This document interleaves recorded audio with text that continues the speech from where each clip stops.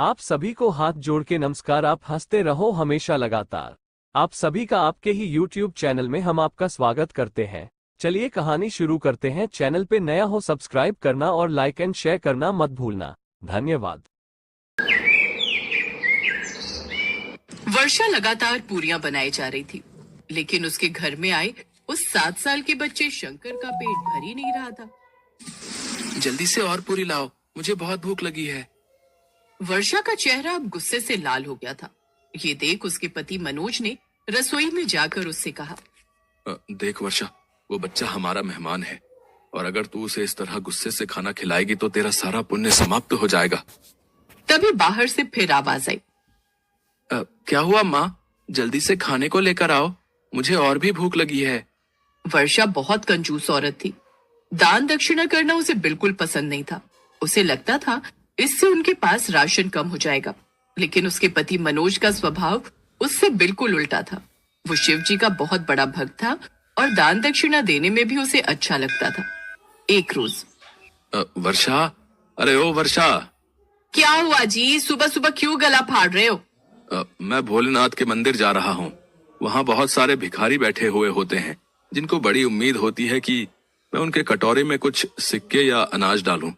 तुम्हें कुछ देना है तो उनको दे दो। ओहो, तुम्हें कितनी बार कहा है कि मुझसे कुछ भी कहो, लेकिन दान पुण्य की बात मुझसे मत किया करो। और तुम क्या चाहते हो?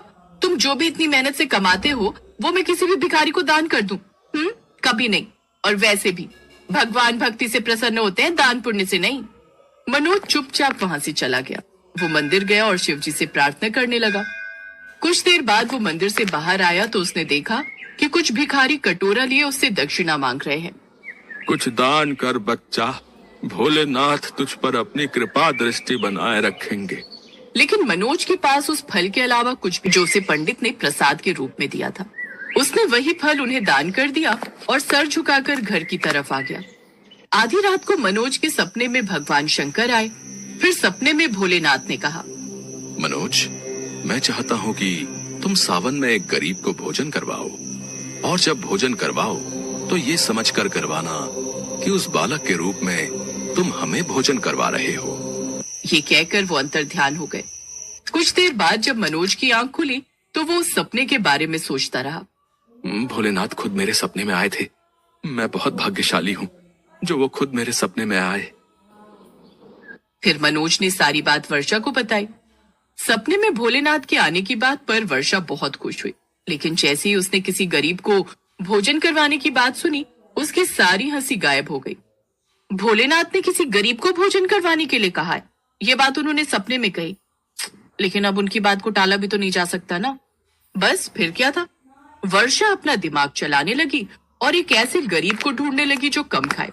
लेकिन 3 दिन हो गए पर उसे ऐसा कोई गरीब नहीं मिला। फिर उसके दिमाग में एक आइडिया आया। हाँ, ये ठीक रहेगा। मैं परसों ही एक छोटे बच्चे को घर पर बुला लेती हूँ। भला छोटा बच्चा कितना ही खाएगा? ज्यादा से ज्यादा 3 पूरी, लेकिन उसके बाद तो वो खा ही नहीं पाएगा। ऐसे भोलेनाथ की बात भी रह जाएगी और मेरा राशन भी बच जाएगा। फिर उसे मनोज की वो बात याद आ गई जब उसने कहा था कि उसे हर दिन मंदिर के बाहर कुछ भिखारी मिलते हैं। उसने सोचा कि वहां पर उसे कोई छोटा बच्चा मिल ही जाएगा। उसने मनोज से ये बात कही। मनोज तो इसी बात से खुश था कि कम से कम उसकी पत्नी एक छोटे बच्चे को खाना खिलाने के लिए खुश तो हुई। ठीक है वर्षा, लेकिन याद रखना, जो भी बच्चा आएगा हमें उसे अच्छे से खिलाना है, क्योंकि कहीं ना कहीं भोलेनाथ उसमें विराजमान होंगे। हाँ हाँ, तुम बेफिक्र रहो। उधर कैलाश पर्वत पर बैठकर भोलेनाथ ये सब देखकर मुस्कुरा रहे थे। क्या हुआ स्वामी, आप मुस्कुरा क्यों रहे? देवी, वर्षा कभी भी किसी को दान पुण्य नहीं करती। उसे किसी गरीब को भोजन करवाने के लिए कहा तो वो उसमें भी कंजूसी कर रही है। वो किसी बच्चे की तलाश में है ताकि वो कम भोजन करे। लेकिन आप ऐसा कैसे करेंगे? अपना पेटू भेष लेकर। क्या स्वामी? अगले दिन वर्षा जैसे ही एक बच्चे भिखारी को ढूंढने जाने लगी, तभी भोलेनाथ एक 7 साल के बच्चे का रूप लेकर उसके दरवाजे पर आ गए।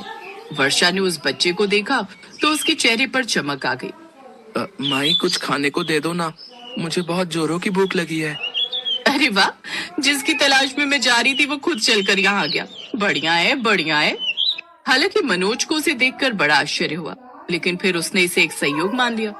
वर्षा ने बच्चे को अंदर बुलाया और 4 पूड़ी आलू की सब्जी के साथ बनाकर दे दी, लेकिन बच्चे ने झट से वो 4 पूड़ी खत्म कर दी और बोला, माई, थोड़ी पूरी और सब्जी और दो ना। हैं? और?